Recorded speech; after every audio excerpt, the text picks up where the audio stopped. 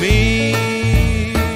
You've got that style too capricious to explain. First it's sunshine, then it's rain. I just never know which way you're